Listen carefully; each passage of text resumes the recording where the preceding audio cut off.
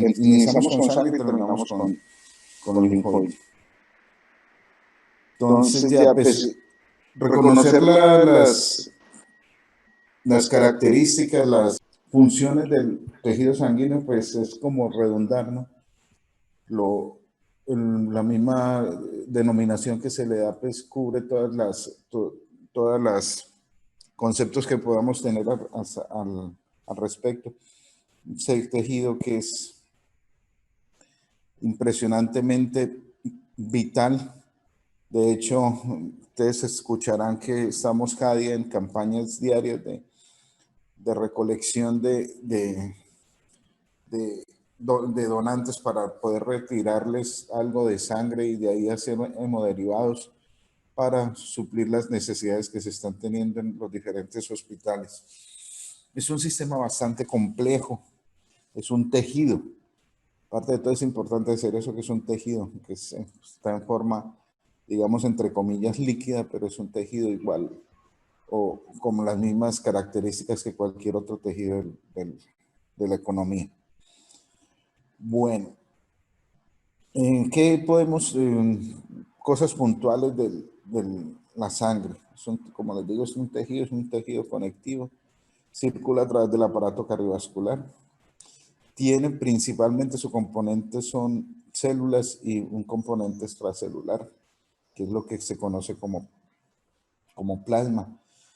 En una persona adulta se espera que el contenido de la sangre sea aproximadamente 6 litros en una persona adulta y que eso corresponde aproximadamente al 6-8% del peso corporal total. Entre sus funciones más importantes, las que se enumeran a continuación, las que ustedes ya leyeron en el libro, todo esto es sacado del texto. Transporte de sustancias nutritivas, de oxígeno hacia las células, transporte de desechos y CO2 desde las células y una distribución de hormonas y otras sustancias reguladoras a las células y tejidos. También tienen que ver con el mantenimiento de la homeostasis, porque actúa como una sustancia buffer, ustedes ya saben que es una sustancia buffer, y una participación muy activa en la coagulación, en la termorregulación. Transporte de células y agentes del sistema inmune que protege el organismo de los agentes patógenos. O sea que es un tejido supremamente complejo, muchachos. Hay que detenerse en él para poder entender la magnitud de funciones, la cantidad de funciones y la importancia de las funciones que cumplen en la economía, como dice el autor, en el mantenimiento de la homeostasis. Eso lleva una cantidad de procesos de difícil comprensión muchas veces que se dan al interior de este tejido para poder cumplir a cabalidad esas funciones. Como habíamos dicho inicialmente,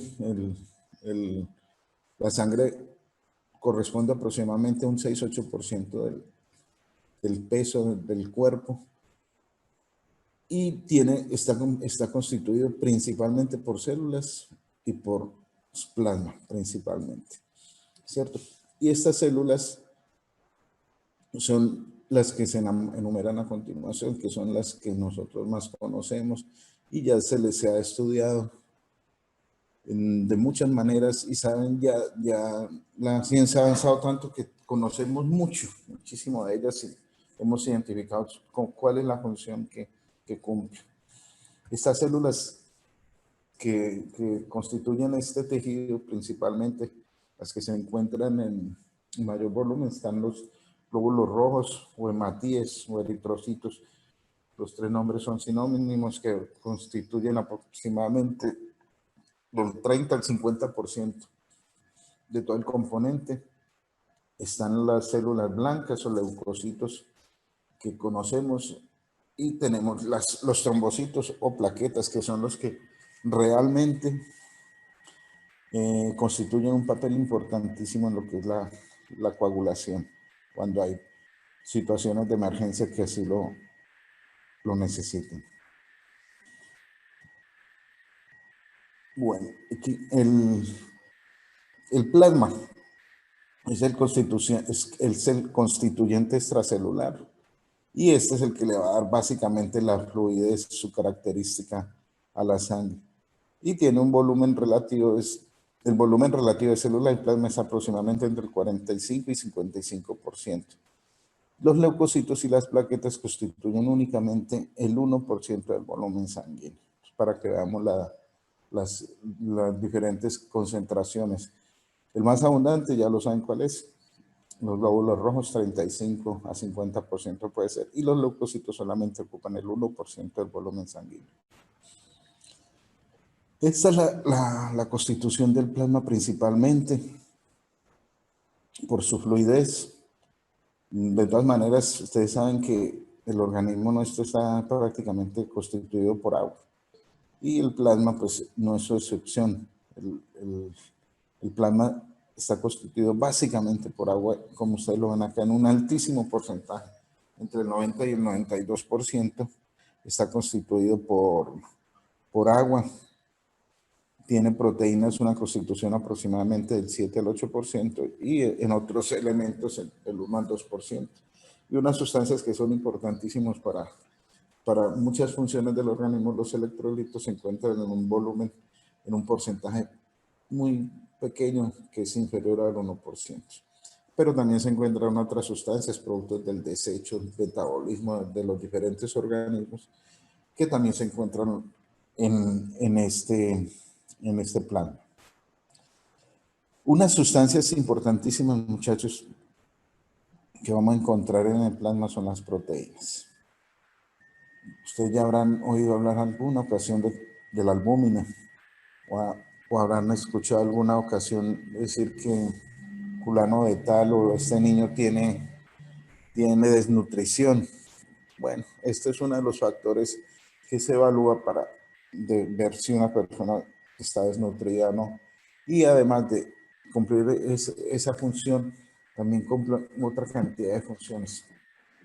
Entre las más importantes tenemos la albúmina, que es un componente proteico, es el 50% de todas las proteínas.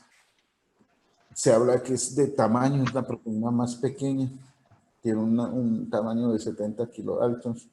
Su síntesis principalmente no se da en el hígado, y ayuda a mantener la concentración entre el sangre y el líquido tisular extracelular, lo que se conoce como la presión coloidosmótica.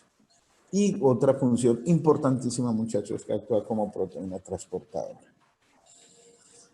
La globulina es otro tipo de proteína. Tenemos y entre estas tenemos las inmunoglobulinas, unas inmunes y las otras no inmunes. Las inmunoglobulinas, las inmunes que son conocidas como gamma globulina, es el mayor componente de la fracción de la globulina. Y estas están secretadas por unas celulitas que vamos a ver más adelante, que son los plasmocitos. Prácticamente estas proteínas son. Y tenemos otras globulinas que son las no inmunes, como la alfa globulina, la beta globulina, que están secretadas por el hígado y que mantienen la presión osmótica y también cumplen una función de proteínas transportadoras. El fibrinógeno es una proteína también, es la más grande de todas. Recuerde que la primera que vimos, que es la albúmina, tiene un tamaño del 70 kilodalton, el fibrinógeno tiene un tamaño del 340, o sea que en tamaño es supremamente grande. También sintetizada en el hígado y se transforma, tiene la particularidad que se transforma en fibrina para cumplir otras funciones. Bueno, ¿dónde se encuentra? Se encuentra en todo digamos, se encuentra transportada por todo el fluido, esperando el momento en que sea requerida. Bueno, a ver cuántos son. 32, faltan 6 personas. Doctor, una pregunta. Dime. La albúmina, pues dicen que es la proteína más pequeña, ¿sí? Y que el fibrinógeno, pues es la más grande. Se puede decir que, o sea, yo podría afirmar que las globulinas entonces tendrían un tamaño medio. si las comparamos, o no tendría ningún bando, por decirlo así. No, pues yo no podría afirmar categóricamente que tienen un tamaño medio, pero sí un tamaño entre 70 y 340. Tienen digamos, un rango amplio, pero sí puede ser un tamaño intermedio entre estas dos proteínas. Pero categóricamente no podríamos afirmar que estén en toda la mitad, o sea, decir que de pronto tengan 170 o 160 kilodaltos, no, es difícil saber. Debe ser por su cantidad y su variedad. Deben haber algunas de menor peso y otras de mayor peso, pero están perdón, están ubicadas entre ese intervalo de tamaño. Listo, doctor, otra pregunta, qué pena. No, sigue preguntando lo que quieras. Es que hay una parte que decía como en la forma de hacer un montaje histológico, que las proteínas plasmáticas, o sea, reaccionan con fijadores, ¿sí? Mm. Entonces dicen que quedan retenidas como en los vasos sanguíneos cuando se hacía como la parte del corte histológico. Entonces había una parte que no comprendí muy bien, que decía que las proteínas plasmáticas no poseen una forma estructural por arriba del nivel molecular. Entonces, le voy a leer ese pedacito que decía, cuando quedan retenidas en los vasos sanguíneos, aparecen como una sustancia que se colorea de manera uniforme con la eosina en los cortes histológicos, teñidos con hematoxilina y eosina. Bueno, esa parte la logro comprender, pero no comprendo a qué se refiere con que las proteínas plasmáticas no poseen una forma estructural por arriba del nivel molecular. Pues créeme que así como me lo dices, en este momento no lo comprendería, pero déjame leer bien el párrafo y yo te lo explico de pronto más tardecito en las exposiciones. Listo. Pero Ah, eso ok, tiene que ver doctor. básicamente es con la tinción. Debe ser características químicas que le permiten teñirse de alguna manera o no. Creo yo que sea por ese lado. Listo, Listo, ahorita doctor, gracias. lo Sí, señor. aclaramos. Decime en Gracias. qué página estás leyendo eso. Ya un momento le digo, doctor. Bueno, mientras buscos. Bueno, habíamos dicho, me interrumpes en cualquier momento, habíamos dicho que los eritrocitos son la componente celular de mayor presencia en la sangre, del 35 al 50%.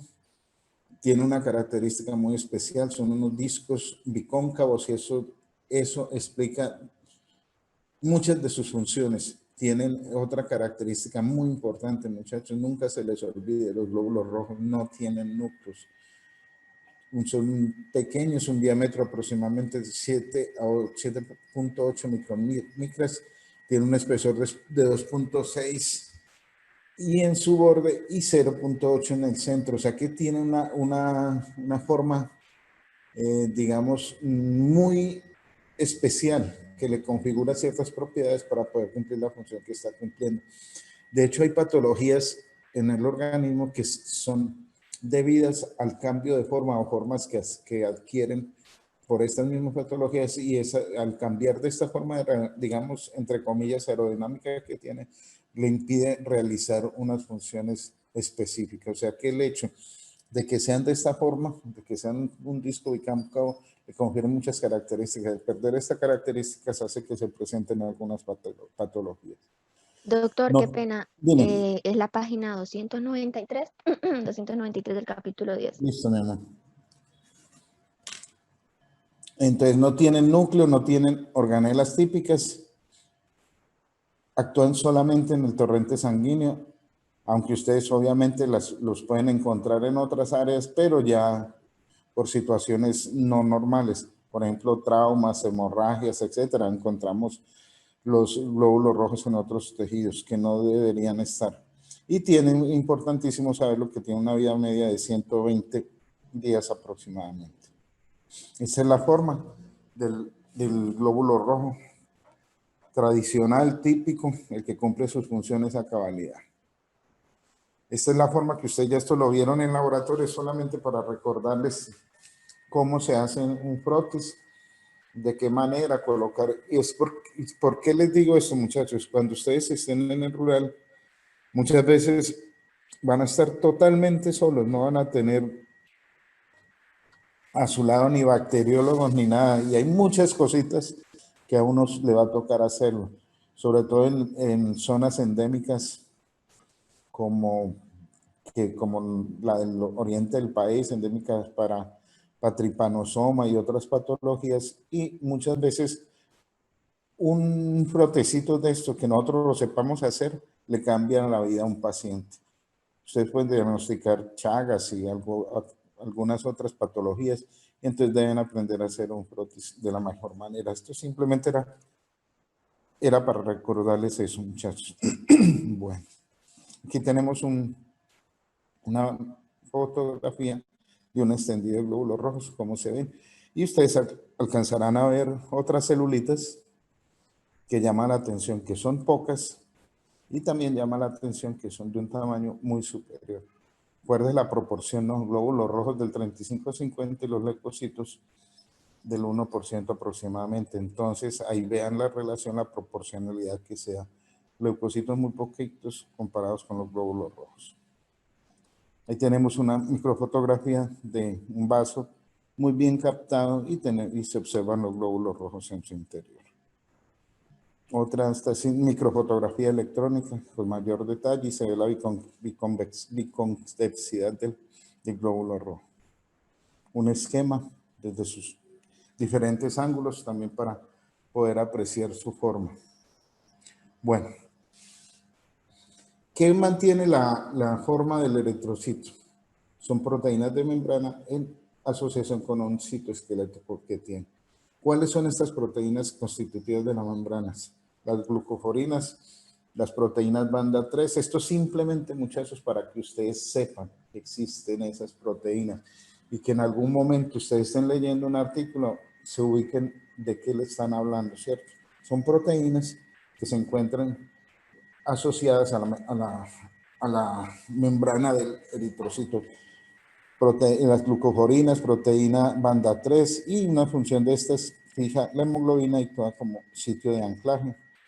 También están las proteínas periféricas de la membrana, la espectrina tetramérica, actina, etcétera, etcétera. Ustedes ven ahí el listado simplemente para que lo conozcan. Aquí tenemos un esquema de cómo se encuentran organizadas estas proteínas, cómo le confieren al globulito rojo una estructura para mantener su forma. Bueno, ¿qué contienen los eritrocitos? Tienen lo que es, digamos, la sustancia más importante que tiene que ver con la respiración, que es la hemoglobina, que es una proteína especializada en el transporte de oxígeno y dióxido de carbono, o sea que tiene la capacidad de llevar uno y traer el otro, o sea, oxigena y retira las sustancias nocivas para el organismo. Y esta hemoglobina se compone de 4 cadenas polipépticas que forman un grupo complejo que contiene hierro. O sea que por eso es, muchachos, que una persona con anemia, con niveles bajos de hemoglobina, es perdón la redundancia, se llama como anemia. Y por eso es que ustedes se van a dar cuenta que cuando están en salud comunitaria hay unas campañas agresivas, entre comillas, para nutrir a los niños, para tratar en estos programas de promoción y prevención de poderles suministrar a los niños y a las madres y a los adultos también, pero principalmente a los niños, darles unos buenos complementos de hierro para poder así que ellos cumplan sus funciones. Una persona con bajos niveles de hierro, obviamente, se cataloga como anémica y una persona como anémica tiene una alta predisposición a sufrir muchas patologías, inmunodepresiones, etcétera, etcétera, sin contar pues de que su organismo no está funcionando muy bien. Esto es importante para que ustedes lo sepan, cómo se designa la hemoglobina, HbA, HbA2, HbF, etc. Es importante decir que en el adulto el 96% es HbA, el 3% las otras dos, y en el feto es HbAF. Entonces esto simplemente como cultura general para que lo tengan presente. Aquí tenemos el diagrama estructural de la hemoglobina, ustedes ya lo vieron en el texto. Esto, como les dije, es tomado directamente allá.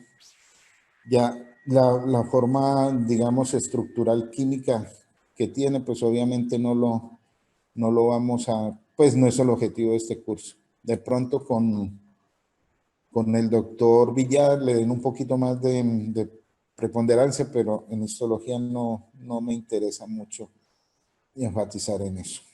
Ahí tenemos una fotografía donde ustedes podrán ver que hay algunas cosas que no cuadran. No sé si se darán cuenta. Si le alcanzan a observar unas cosas como que no cuadran. Lo que les decía ahora de que hay unas patologías que son manifiestas de acuerdo a la forma de los eritrocitos. O sea que al cambiar esa forma que tienen normalmente pueden producir muchas alteraciones. Entonces, para que veamos alteraciones en la forma del glóbulo rojo. Ya las patologías sí las veremos en el próximo curso. Bueno, otro componente importantísimo, muchachos, son los leucocitos. Muchachos, mire, en 10 minuticos terminamos esta primera parte. Entonces, de una vez para que se conecten los chicos que faltan y de los casos clínicos, para que terminemos hoy con los que faltan y después retomamos la clase. Listo. Ojalá si pueden uno que administre las diapositivas de todos y así nos rinde un poquito más. Bueno, los leucocitos se clasifican en dos grupos generales. Están los granulocitos y los agranulocitos.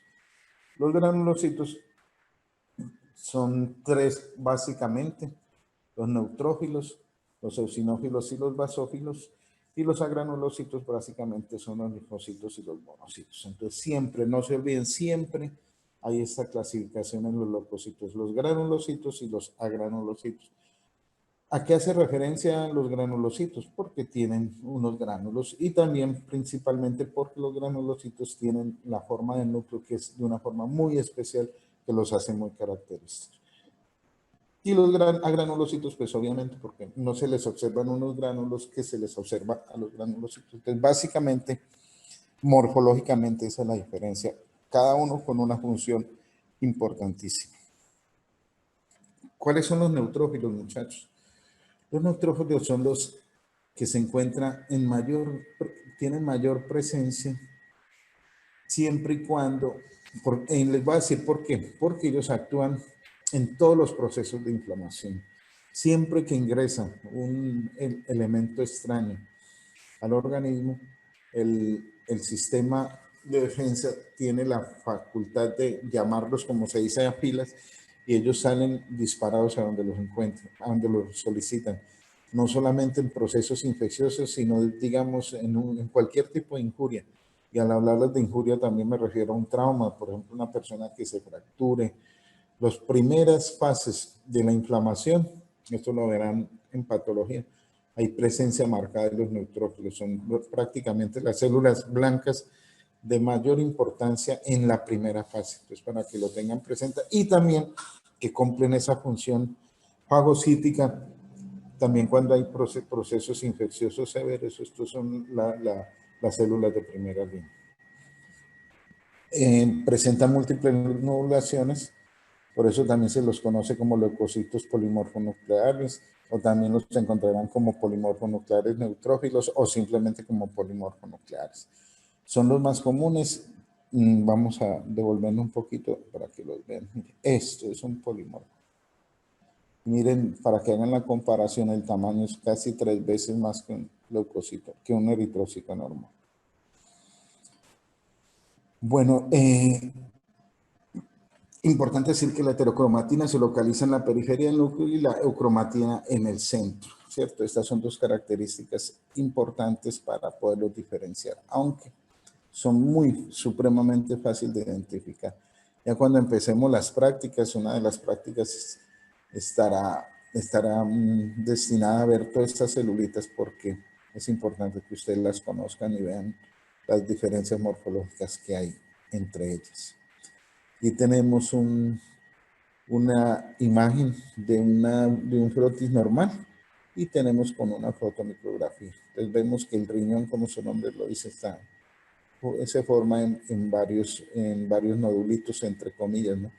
Como esto hace, como cuando uno ve unas tiritas de salchichitas o algo así, más o menos eso, yo lo interpreto así, para que usted lo correlacione.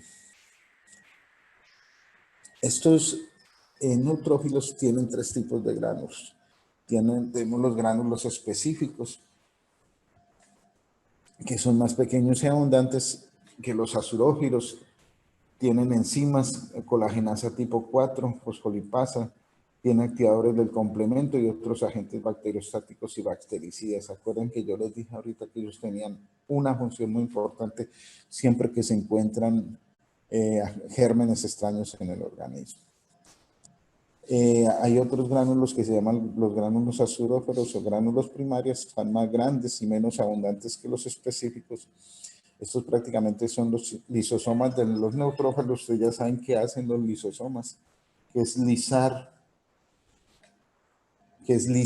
destruir, hacen la digestión, ¿cierto? Y contienen una sustancia muy importante que se llama la mieloperoxidasa. También contiene defensinas, que son sustancias análogas a los anticuerpos. Y también encontramos los gránulos terciarios, como la fosfatasa y la metaloproteinasas. Todas estas sustancias son constitutivas de estas células y que les ayudan a cumplir a cabalidad la función por la que están destinados pues, a cumplir en el organismo. ¿Cuál es la característica más importante? Son fagocitos activos en los sitios de inflamación. Lo que les decía ahora. Son las primeras células que llegan siempre que tenemos una injuria. Y al decirles injurias, cualquier situación que ataca al organismo que no es normal. Una injuria puede ser desde una picadura de una hormiguita, un chuzoncito con una espinita de una flor, todo eso así, por muy pequeñas que la vean. Inclusive hay muchas injurias que inclusive nosotros no percibimos. No sé si ustedes se darán cuenta que a veces presenta uno alguna herida en la piel y no se dio ni siquiera cuenta que la presentó. Eso es una injuria. Un rocecito de pronto en el carro, en la pared o algo que uno se descuida y uno no se le para bolas después que se da cuenta cuando empieza a verse rojito algo, que es uno de los procesos de la reparación. Y en todos esos eventos encontramos presentes los neutrófilos. Recuerden esto, son los fagocitos activos en los sitios de inflamación. La primera línea de defensa de las células blancas. Este es un esquema, muchachos, simplemente para recordarles eso. Una vez se sucede la injuria, ahí mismo empiezan a llegar ellos por los vasos sanguíneos de una manera impresionante. Haciendo fila, esperando que el mismo organismo le dé, digamos, la orden de poder pasar. ¿Se acuerdan que el vaso sanguíneo está constituido por unas células muy importantes de revestimiento que es el endotelio, que es un endotelio, un tejido muy impermeable, pero bajo ciertos estímulos permite el paso, ¿no? Entonces ellos están ahí en filita esperando que el endotelio les permita la salida para ir al sitio donde sean requeridos y poder actuar a través de todas esas sustancias que les enumeré ahora y actuar de una manera eficiente. Aquí tenemos básicamente un esquemita, ustedes lo vieron en el libro de cómo se da básicamente la fagocitosis, cómo cogen la bacteria y cómo la digieren. Bueno, chicos, 1 minuto para no dejar los eosinófilos en la mitad. Vamos a suspender ahí, organícense por favor en 3 minutos, me conecto nuevamente para que se organicen y empecemos con los chicos que faltan. ¿Listo? Listo. Listo, doctor.